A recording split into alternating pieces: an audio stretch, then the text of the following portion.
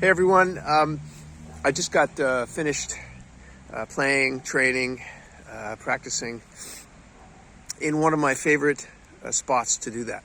I'll show it to you. It's over here at Groeneweide in Malburgen.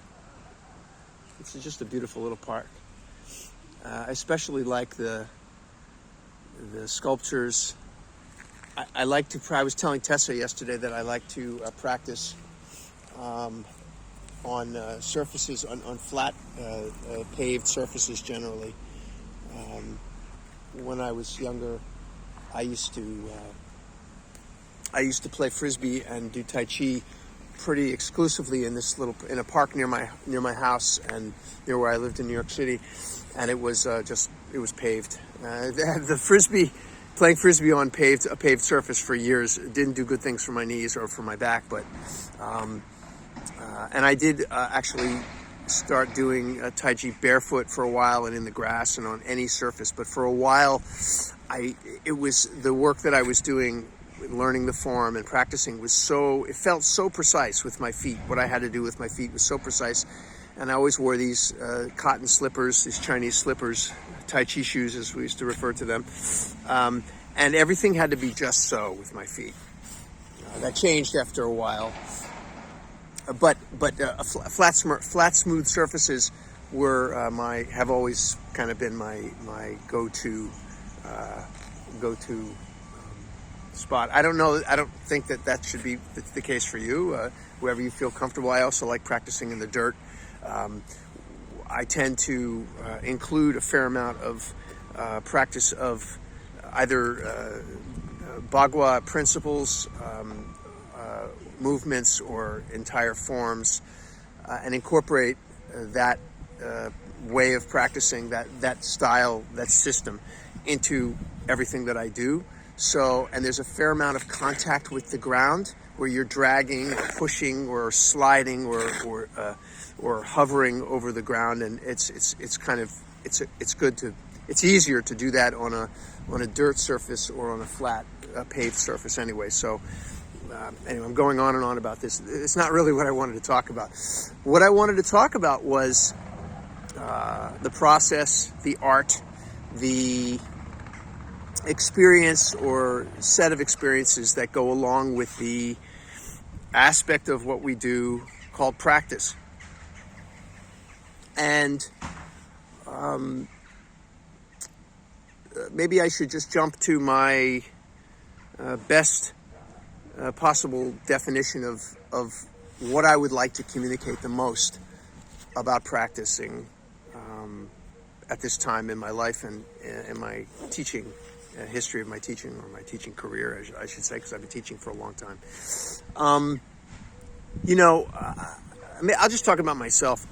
I practice because it makes me feel really good, and I just love it. I'm playing using my body, my awareness, my thinking, my intellect, my feeling sense, my kinesthetic sense and awareness. I'm playing with energy.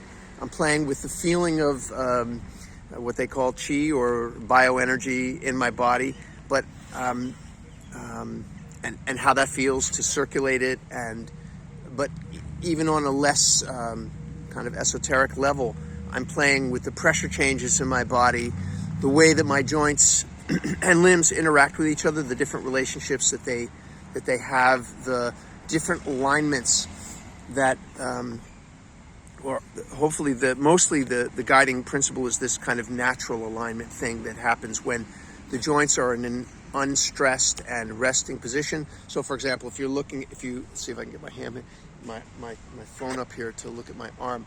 I'm not doing anything with my arm. I'm just letting it just kind of hang out here. And so there's a few things that happen with that. Gravity and the connection of my arm to my shoulder, and the connection, the way my fingers are connected to my hand, put for the moment anyway, I'm talking about my arm, puts that part of me in a certain position that it wouldn't be in if I was, on the phone or scratching my head or something, if I was very active.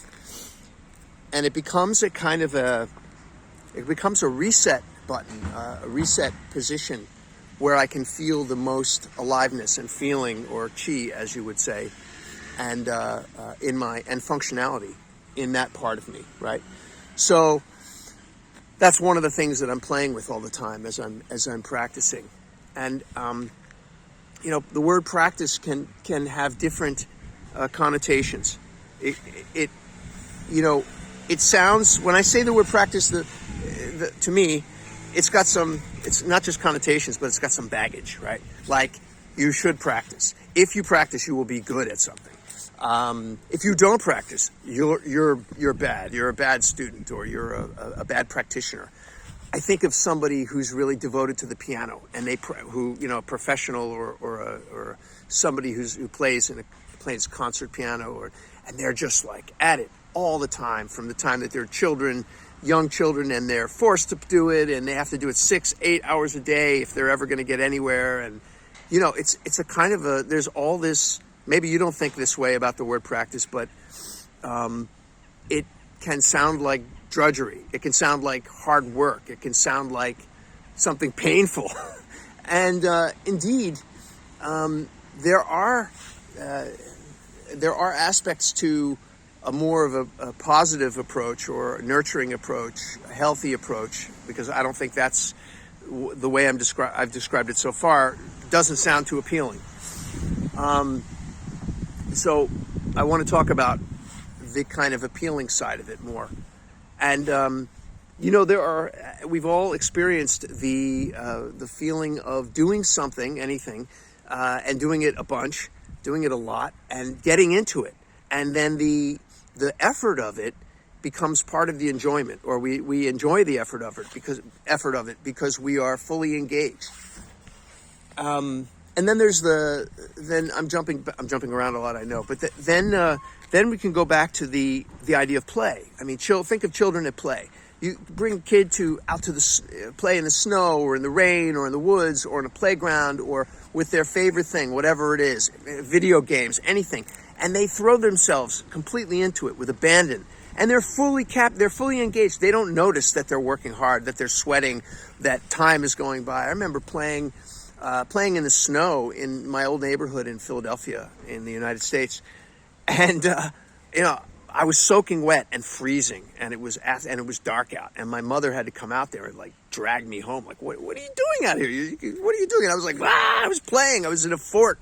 I was throwing ice. And I was throwing snowballs with my friends, and time passed, and I didn't notice it. And like I said, I was cold, and maybe I was even hungry, but I was having so much fun because I was fully in it. I was fully alive and playing. So there is this, and people if you like to exercise, or even if you don't, there's this feeling of it hurts so good. You're doing that work, whatever it is, and you're really pushing, and then afterwards you feel tired, but in this wonderful way. Or it doesn't even have to be exercise. It could be this anything that you do, reading, or building something, or cooking, or cleaning even. Cleaning sometimes is this thing that we feel like, well, we should do it, or we end up living in a pigsty, right? So, hi, good morning. But sometimes even if you don't want to clean and then you start cleaning, you get into it and you see the results, and it's wonderful. It's like, you can see what you did, or painting a house, or anything at all. So when we do something regularly, it turns into a practice. When we do something regularly and we return to the different distinctions in that practice, that if we focus on them, we improve, and then the results improve. That's a way to describe practice. It actually also dovetails with the definition of the words kung fu or gong fu. In Chinese, in Mandarin Chinese, gong means simply to work, to put time into something, and fu is the activity of doing it. So But there's a deeper meaning to the idea. It doesn't mean beating people up, right? Gong Fu usually is thought of as, the art of martial arts. But really what it refers to is anything that one devotes time, effort, attention, time, effort, and attention, and energy. Well, effort, energy. Anything that we devote ourselves to, which then is returned to us, what we get back from it is skill and the ability to do something better with constant improvement. And at some point, people start looking at us and say, "Oh, you're really good at that," and they're like, "Wow, he or she is really good at that," and they've mastered it.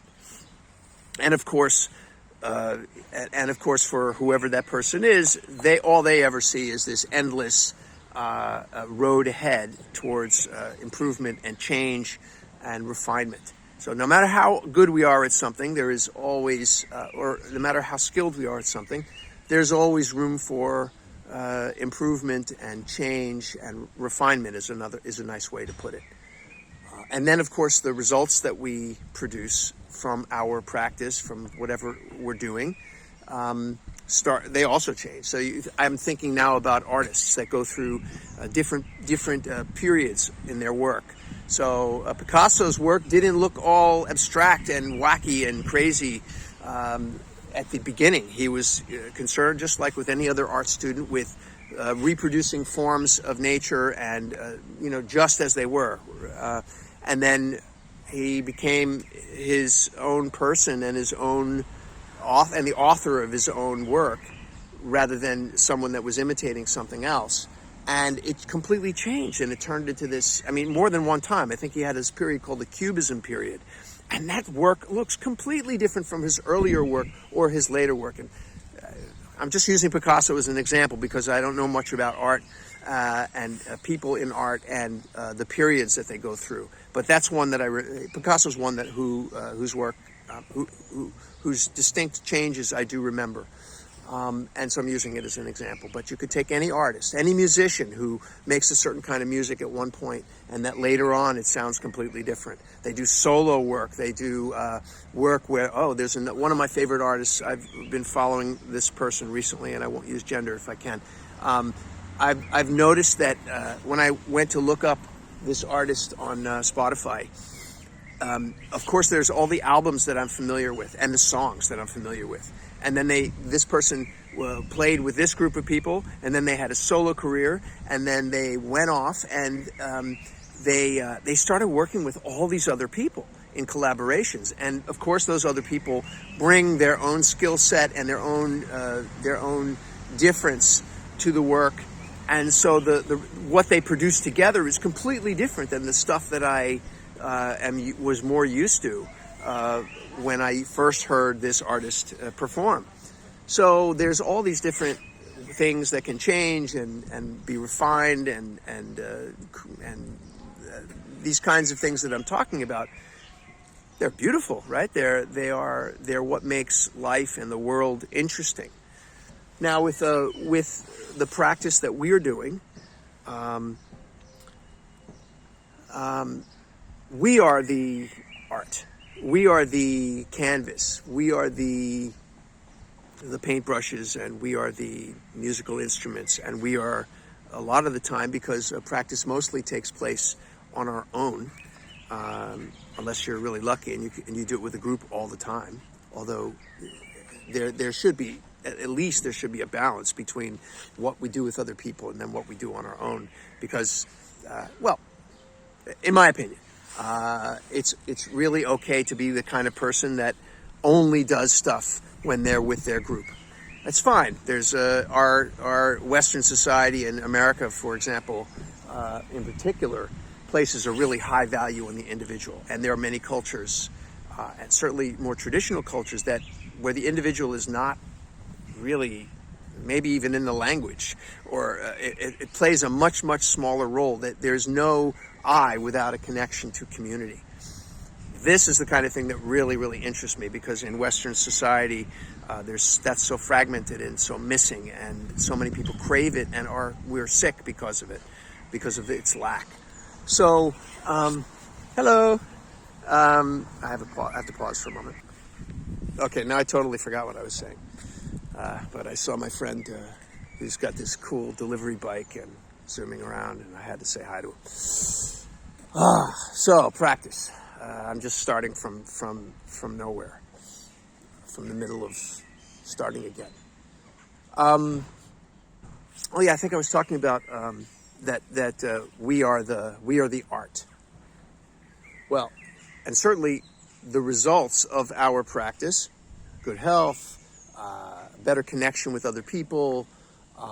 At some level, there becomes the skill of learning to use this stuff for, if not beating people up, certainly being more secure in one's relationship with other people. And we get some skill also in interacting with other people physically. And we try to increase the pressure on the other person and on ourselves in proportion to our ability to practice the principles, to be the principles of the art, which include non-resistance, not using extra force, being gentle, being peaceful, being relaxed. All the things that we are doing when we're practicing individually, we try to do those things under pressure.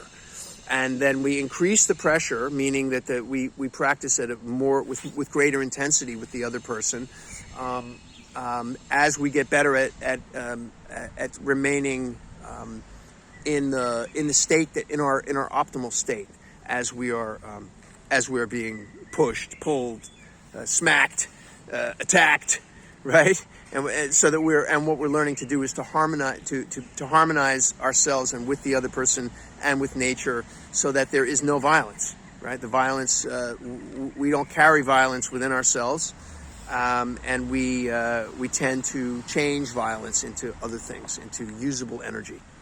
Actually, there's a whole conversation that I had with a friend the other day about learning to. I mean, there's so much horror and there's so much pain and suffering in the world, and terrible things that happen all the time. And so what are we going to do about that stuff, right? Well, obviously there are things that we can do, constructive things that we can do. There's actions we can take to make change in the external world. But what do we do about the horrible things that we hear about and that we see happen around us, it's already happened. What do I do about it? 19 children were killed in America the other day. And it just, it's unthinkable, especially if you have a child, or if you've been a child, or if you believe in, if you like peace and you abhor violence and suffering and this kind of thing.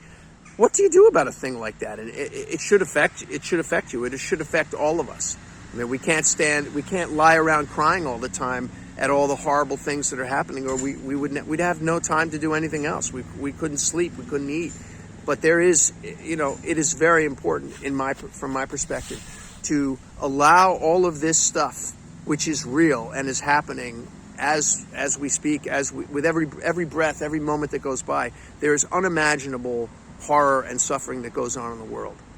So doing this practice is one of the ways that is one of the things that I've done in my life that have enabled me to be effective in the face of this stuff. And what does that mean? What do I do? Well, the first thing is that I have a connection through my practice, and I've done a lot of different things to get this experience. Through my practice, I have a very tangible and practical experience, not belief, experience of my connection with everything, with all things, with everything that you can see and feel and touch, and everything that I can imagine in the universe, in all directions, infinity, forever, right? Past, present, future. I experience myself as being part of that, not in some mystical way, but in a tangible, practical way. I'm touching myself, I'm hitting myself. This is what I'm touching here of my arm. It's solid. There's many, many, many solid things in the universe. There is the principle of what is solid. And the principle, here's the air, right? The principle of what is empty. This is yin and yang. So we practice learning about the concept of yin and yang, and experiencing and searching for various distinctions about it in our bodies and in our daily activities. And this helps improve it helps improve and understand what we do as we're lifting our arms or squatting down or doing all these different movements that we're doing and learning concepts. It helps us to improve those things, and then those things help us to understand the concept of yin and yang even better, which then helps us to have a deeper, broader experience. So I have this connection, right? And that connection led me to the conclusion that the most important thing for me in the world, being alive, is to, and it sounds a little crazy, but my ultimate purpose in being alive is to make it possible for all life to thrive on our planet. And now it sounds like a very lofty goal. The good news about this is that I don't have a whole lot of reality about. I don't necessarily think that it's likely that that's going to happen, right? But it doesn't mean that I can't have it be my purpose. The thing about having a greater purpose is that it's always bigger than anything we can achieve right this moment. It's a direction that we head. It's an orientation. So experiencing myself and the universe and reality as connected and as a whole gives me a sense of joy and love and all rightness in the midst of the hell that this planet can be for many people and other things that live, not just people. So when I hear about or see or even feel something unimaginably negative, I embrace it. I want to feel what it feels like to allow that this is true, that this is happening. I don't pretend that it doesn't exist. I'm not particularly fond of the idea of positive thinking. Positive thinking is like, well, don't look at the negative, only look at the positive. Except what happens when something happens and you trip and you stub your toe and you go, like this, you forget all about the positive, and all of a sudden you're confronted by the fact that your body is flooded with pain and everything is negative. And then not only is that an experience that you have to deal with because it hurts, but then you realize, oh shit, I've been wrong about the idea that there's no negative. No, of course there's negative. There's no down if there is no up if there's not a down. There is no suffering if there's not joy. So this is yin and yang, right? Opposites are complementary things that reinforce each other, that create each other, that exist always in a relationship with each other. Nothing exists just simply by itself. There's always the not that thing. So I am that. I don't just want to. I am that horrible things happen to me, to other people, all around me, all the time. But since I have this very clear and practical and real, for me, experience of all of us being connected, of life being much bigger than what's happening inside me, life being in all things, energy being in all things being constructed of energy and anti-energy, not matter, not energy, right? Like black, what is it called? There's dark matter, right? Dark matter, dark energy, and all this stuff. Just beginning to find out about it. Then what happens is I use these experiences and the information that I get and the feelings and the emotions that I'm exposed to, the compassion that I have for other people. I use those things to trigger compassion as a response, which is a completely self-healing, self-nurturing experience, and is something that we can always add compassion, right? This is a whole other teaching. Compassion is another distinction. But mainly what I do is I use the negative stuff as a reminder of what my purpose is. And so it becomes fuel for me to continue to move in that direction. And this is a choice. Well, actually, it's who I turned into. So that's another whole distinction. This idea of choice. I love talking about it, or I used to. I'll make another video about choice at some point. But like I said, so what is quote unquote negative becomes fuel for me to move me in the direction that I find and I have become. To becoming a direction. That's an interesting way to talk. You can ask me about that, or I can make another teaching about that.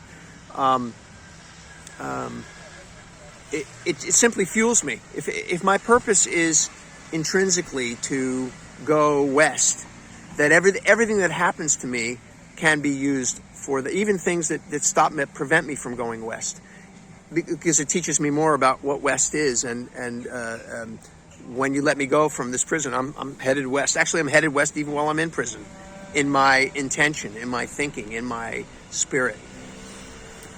I don't think that I'm describing this as well as I would like to, this particular thing, but at least I'm raising the topic. And so I guess to relate it back to the idea of practice, because I should wrap this up and not just talk in circles all day,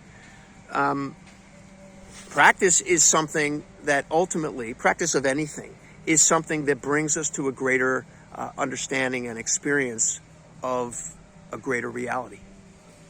And that is, I don't particularly find that, I guess one of the things I'm talking about here is that my experience of a greater reality and being part of it is not an end unto itself. I'm not somebody that sits around and pursues the experience of bliss just because it feels good. I pursue a greater understanding and a greater empowerment from nature and from my practice, so that I can then be more effective in my purpose. So it's not, again, I'm not interested in just kind of sitting around and being blissed out. It's, okay, I'm blissed out. How do I expand that and make it possible for other people to have that? Because while you're suffering, if you're suffering, my work isn't finished. If you're suffering, and if we are all one, then how can I really be happy? Of course, I can be happy, but there's still something left to be done. So, yeah, I guess this to me makes practicing Tai Chi or the different stuff that we work on together. It kind of puts it in a different context. It's not simply about drudgery. It's about awareness. It's about learning to bringing something that brings us closer to a greater awareness and a more refined and nuanced and rich experience of being alive. That's a healthy thing. That's a good thing.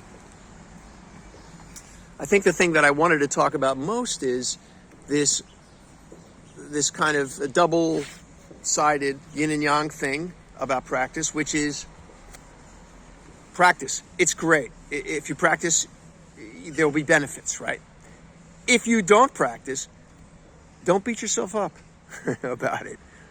We should practice because we want to practice. And when we don't want to practice, if we give ourselves a little kick in the butt, that's okay, because it'll bring us back to that condition of practicing where we'll remember why we do it to begin with, because we'll experience the benefits. If you do beat yourself up because you think, oh yeah, I'm supposed to practice, my teacher wants me to practice, I'm a good person if I do practice, so I must be a bad person if I don't practice. So we're human beings, so we're going to beat ourselves up. That's what we do, right? We're silly people. We're silly kind of critters.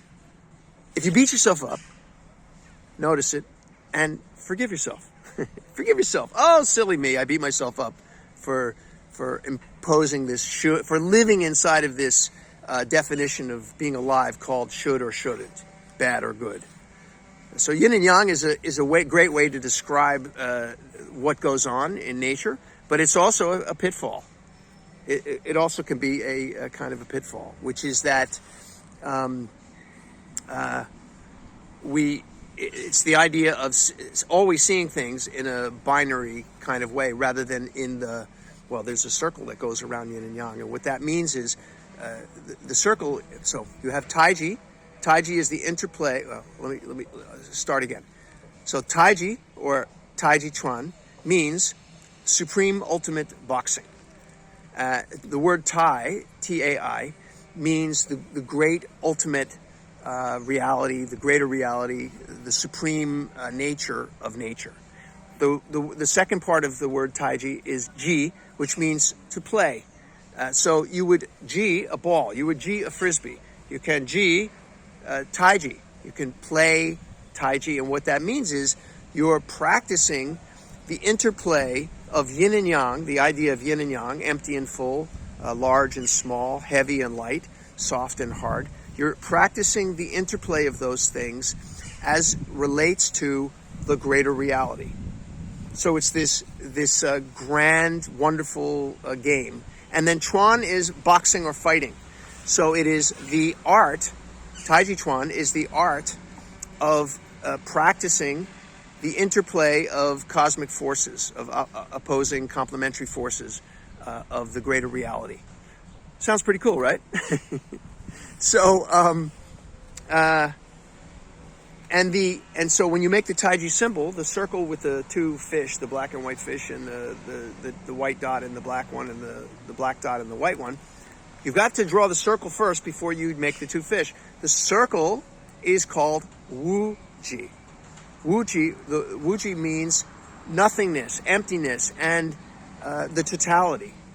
So if you draw a circle, it can represent everything, and also it can also if you think about space, let's say your circle was describing space, because you're encircling space, it also represents nothingness. But all of that together, fullness, all of that, everything that exists together, if imagine it all merges and melts into each other, it's one thing, it's a whole. So Wu-Ji is also a very important concept in Taiji, because before you feel and understand what opposites are, first you have to understand, well, what is it before you divide it in half? And so Wu-Ji is thought of as the original state of the universe before it's separated into these two expressions of energy of yin and yang. And a lot of what we do are Wu-Ji practices. So when you stand still and you are being neutral, that is a Wu-Ji practice. It's to feel the wholeness, the emptiness, the unity, as well as the non-existence within existence of the body. So that then when you start to move, you can say, oh, well, my weight is more on my left foot than my right foot. But you only know that because in the beginning, you have your weight on both feet. So being double weighted like that and being balanced and equal is a way to experience this this original state. And so that is part of what practice is about as well, is this kind of journey towards the experience of what the original state, our original state is, which is like the way children are. And but it's also to understand and to experience nature, greater nature, in its purest and most original form, which exists even though it's now kind of way, way, way after the fact of creation. After, if you want to use the Big Bang as the beginning of everything, then Wu-Chi is a great way to describe what happened, what there was before the Big Bang. Now, one of my favorite, I'm gonna wrap it up after this, but I'll just say this. One of my most favorite theories that I heard in the last few years was of this idea that what's at the end of a black hole, right? So, imagine all matter that comes to a black hole being drawn in and getting more and more and more compressed, and this thing it's happening endlessly. It's like a black hole is just a drain that is never filled, because anything that comes close to it is constantly going into it. So you feed all this stuff into a black hole. What happens on the other end of it? Maybe a Big Bang. So maybe every black hole has a big bang going on the other end of it. And so the universe is constantly being destroyed, being sucked into nothingness and compressed, and then exploding outwards in another dimension, into a kind of a multiverse thing. So at the same time, and you can see these kinds of things, you can see this energy happening in nature. If you go out, way out into the, way out there in space, there's stars that are going, that are blowing out. And then there's also black holes, which are sucking in. And black holes are stars that have imploded. And then stars are in the process of expanding and blowing up and putting out energy. So you've got this Big Bang idea, and then you've got this black hole idea, and that's yin and yang as well. So yang is expansion and matter, and yin is contraction and antimatter. You'll expand.